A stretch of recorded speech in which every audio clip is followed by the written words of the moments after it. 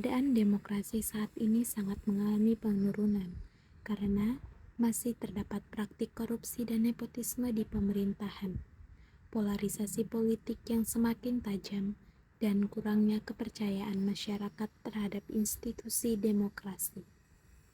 Perlu kita ketahui bahwa sikap demokrasi berarti bahwa kita mengakui dan memperlakukan sesama secara sama, jadi sebagai partner atau kooperator. Karena itu, sikap ini menolak rasa kuasa, rasa dominasi, rasa raja. Kedudukan adalah untuk mengabdi, dan makin tinggi kedudukan berarti harus makin sempurna pengabdian. Sebagai generasi Z, saya memilih pasangan calon presiden nomor urut 2, Prabowo dan Gibran. Alasan saya memilih pasangan calon presiden nomor urut 2, Prabowo dan Gibran, itu karena yang pertama, karena sifat dari seorang Prabowo yang merupakan sosok yang tegas, berjiwa besar, tidak pendendam. Kemudian, ia juga mendapatkan penghargaan Outstanding Leader in National Defense and Security dari salah satu media nasional karena dianggap sebagai salah satu tokoh pemimpin nasional yang telah berjuang pada COVID-19. Prabowo dinilai sebagai salah satu menteri yang totalitas sebagai Menteri Pertahanan.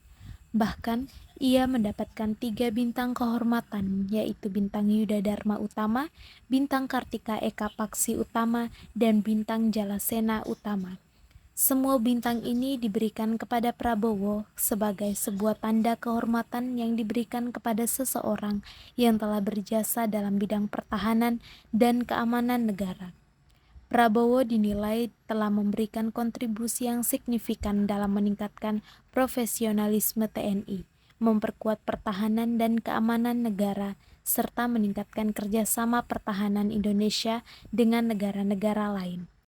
Ia juga lebih mementingkan persatuan bangsa dibanding kepentingan pribadi dan kelompok, karena ia adalah seorang ketua umum Partai Politik Gerindra.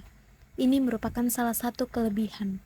Artinya, ketika ia menjadi presiden lebih memiliki power untuk mengambil keputusan. Sedangkan Gibran juga memiliki karakter yang sama dengan Pak Prabowo, yaitu sosok yang tegas dan berani mengambil keputusan. Ia juga memiliki kemampuan komunikasi yang baik dan mampu membangun hubungan yang baik dengan berbagai pihak, termasuk masyarakat, pelaku usaha, dan pemerintahan. Selama menjabat sebagai wali kota Solo, sudah banyak yang ia lakukan sehingga membuat kota Solo semakin berkembang. Contohnya peningkatan pelayanan publik, pertumbuhan ekonomi yang positif, pembangunan infrastruktur yang masif. Dari sini kita bisa pahami bahwa Prabowo dan Gibran menanamkan sila keempat dalam setiap kinerja, mulai dari kebijaksanaan dalam mengambil keputusan, mengutamakan kepentingan rakyat. Seperti yang dikatakan oleh Abdurrahman Wahid, kepemimpinan yang memiliki keberanian moral, kematian politik, dan kejujuran untuk mengutamakan kepentingan rakyat, bukannya kepentingan sendiri ataupun kelompok, karena kepemimpinan formal yang tidak seperti itu belum ada. Pantaslah bila ada anggapan kita tidak memiliki pemimpin saat ini, melainkan hanya penguasa saja. Jadi, sebagai generasi Z, saya mendukung penuh untuk memilih Prabowo dan Gibran sebagai Presiden dan Wakil Presiden Indonesia di tahun 2024 dan seterusnya. Sebagai generasi Z, saya merasa keberatan untuk memilih pasangan calon presiden nomor urut pertama, Pak Anies Baswedan, karena ia lebih pandai berkata-kata dibanding aksi nyata. Contohnya seperti saat ia berbuat janji waktu pemilihan Gubernur DKI Jakarta. Ia berjanji akan membuat 200.000 wirausaha dengan bantuan modal.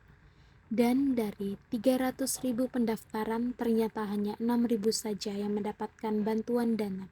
Dan masih banyak lagi kinerja yang belum terselesaikan saat masa jabatannya menjadi Gubernur DKI Jakarta. Kemudian, alasan mengapa saya tidak memilih Ganjar, karena pasangan calon presiden nomor urut ketiga ini dicapreskan oleh PDIP sebagai kader dan petugas partai, bukan sebagai petugas rakyat. Dengan adanya sebutan kader dan petugas partai, akan menimbulkan persepsi negatif, yaitu bahwa kader partai hanya menjadi alat partai dan tidak memiliki kebebasan untuk menjalankan tugasnya. Lalu alasan yang kedua karena kinerja Ganjar yang kurang bagus. Karena semenjak ia menjabat sebagai Gubernur Jawa Barat, ada beberapa kinerja yang belum ia selesaikan, contohnya angka kemiskinan yang tergolong tinggi.